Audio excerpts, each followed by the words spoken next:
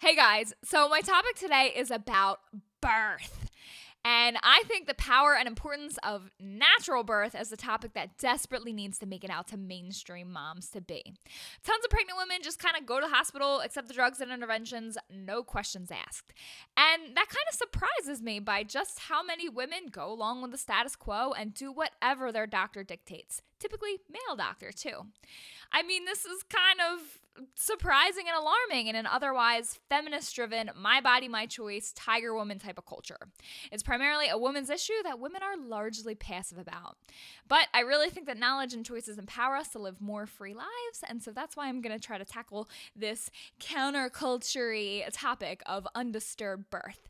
Ladies, let's take it back. Disclaimer, I don't care what birth you end up having, and in actuality, I don't know what birth I'm going to end up having. I just want you to be conscious and informed when you make your decision.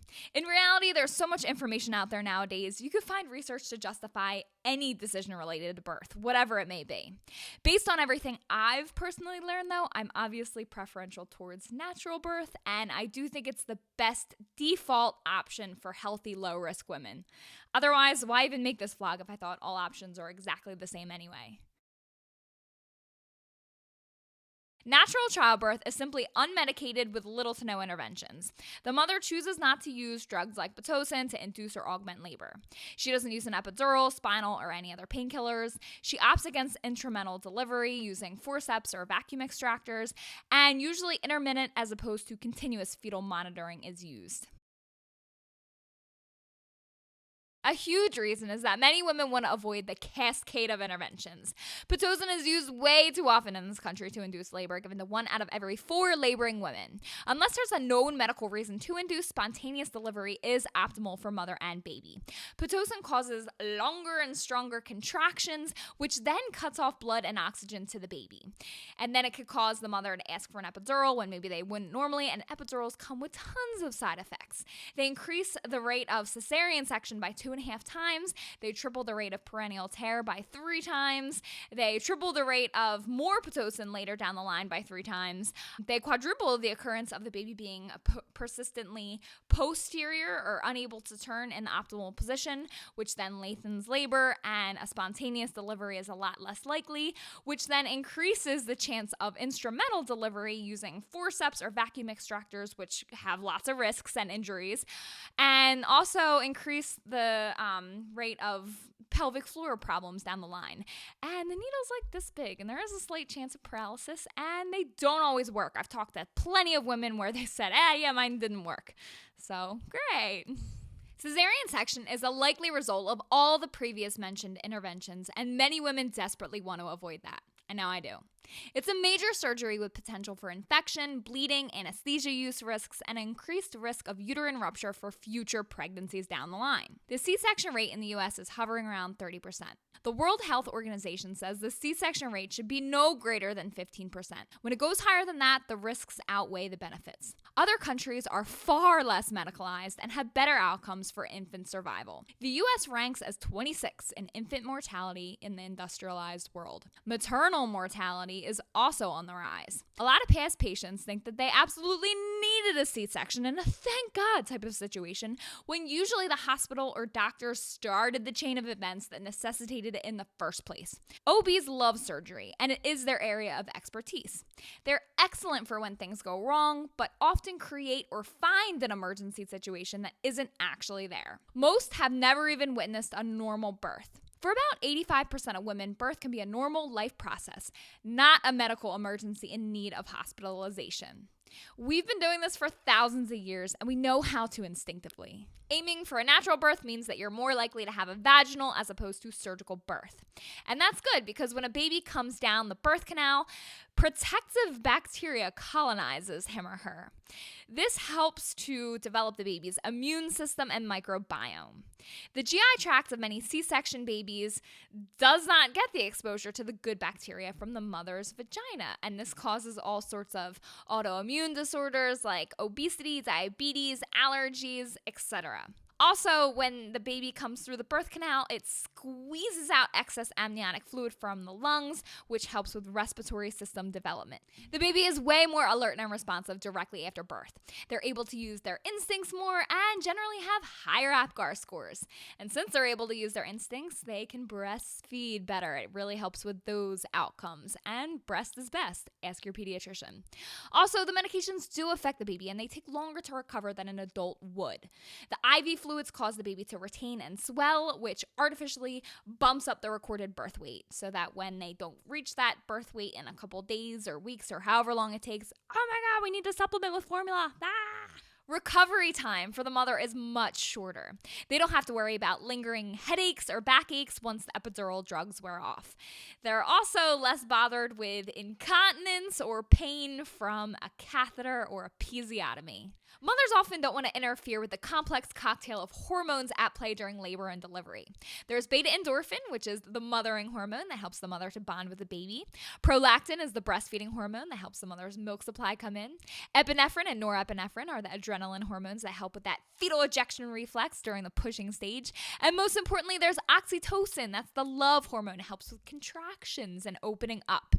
And also it surges at the highest levels it will ever be at directly after birth, creating this natural euphoric high. Synthetic oxytocin is no comparison, and then it hinders the body's ability to produce the hormone on its own.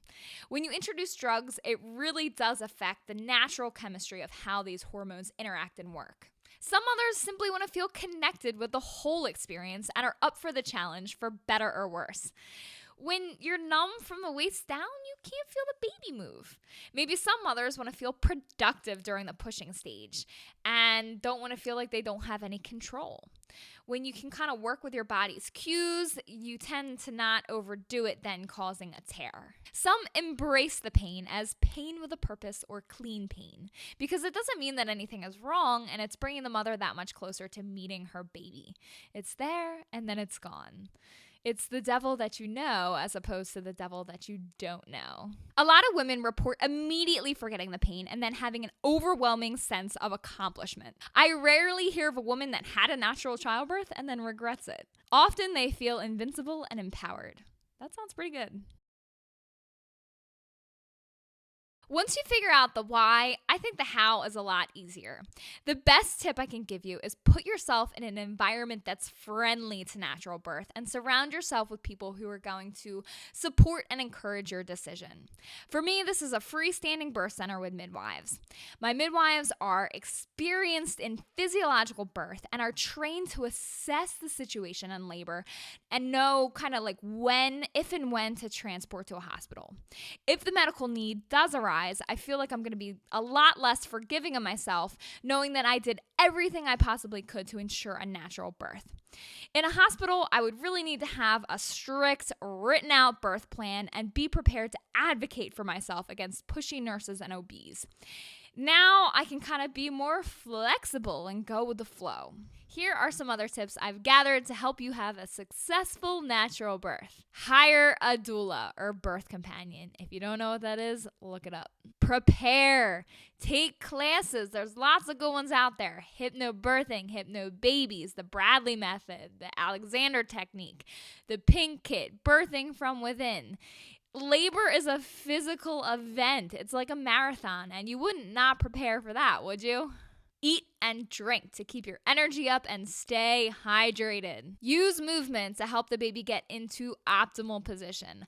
Walk, climb stairs, use a birthing ball. Pick a gravity-conducive position to get in, not a gravity-neutral, stranded beetle position that most doctors prefer. Hands and knees? Probably the best. Get in the shower or birthing tub. Water has a calming, relaxing effect.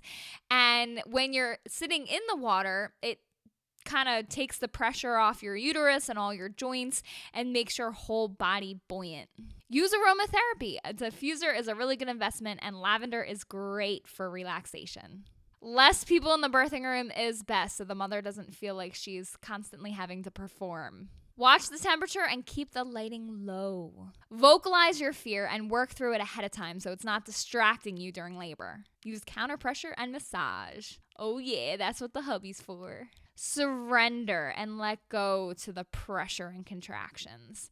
A lot of people talking about their birth story say that they didn't really progress until they kind of gave up and gave in. Use relaxing music and repeat a mantra in your head, or just any other positive birth affirmations that you can have someone kind of whisper in your ear. Kiss, cuddle, and be affectionate with your partner. It'll release oxytocin, which I said before is the love hormone, and really help that cervix to open up. This one's a funny one. So the tension that you carry in your mouth area is directly related to the tension that you carry down there with those lips. So this one's from Ina May Gaskin. Go like this. And then that'll make you laugh, and laughter is good too. It has a nice calming, relaxing effect and helps you to open up. So yeah, I don't know if that one's gonna work, but it's gonna be really funny to try. So these are my absolute favorite resources that have been the most helpful in my birth education journey. There's plenty of other good ones out there, and of course I encourage everybody to do their own research. The Birth, Baby, and Life podcast with Kristen Burgess. She is my girl, and she also runs naturalbirthandbabycare.com. The Fear-Free Childbirth podcast with Alexia Leachman. Ina May Gaskin. I swear she's my hero, and I want to use Ina as a middle name for my girl, if it is a girl, but my husband doesn't really like that. But anyway, her book, Guide to Childbirth, excellent. Also, look up some of her TED Talks on YouTube. Of course, The Business of Being Born and the sequel, More Business of Being Born, are documentaries that usually start the whole thing for women. Start there, really. Sarah Buckley's book, Gentle Birth, Gentle Mothering. She's an obstetrician and very, very knowledgeable. That book is chock full of information and science. It is a heavy read, but well worth it. Mayim Bialick's book, Beyond the Sling. MamaNatural.com and her YouTube channel. Also, BexLife.com is really good, and check out her YouTube channel as well. A really good resource is a trusted midwife in your area that has a great reputation and a lot of experience. Feel free to check out my birth resources playlist on my Katie Chaos YouTube channel. And The Womanly Art of Breastfeeding 8th edition. It's a huge textbook-length book on breastfeeding, written and compiled by La Leche League International, which is a really big breastfeeding support group all across the world. So there you have it. Thank you guys so much for watching. I know it was a long one, but I think this is such an important topic, and I really couldn't shorten it down. So be sure to leave your comments below on your experience or thoughts on natural childbirth, and wish me good luck. Undisturbed, natural, physiological birth, of course, is the goal for me, but I will definitely let you know how it goes.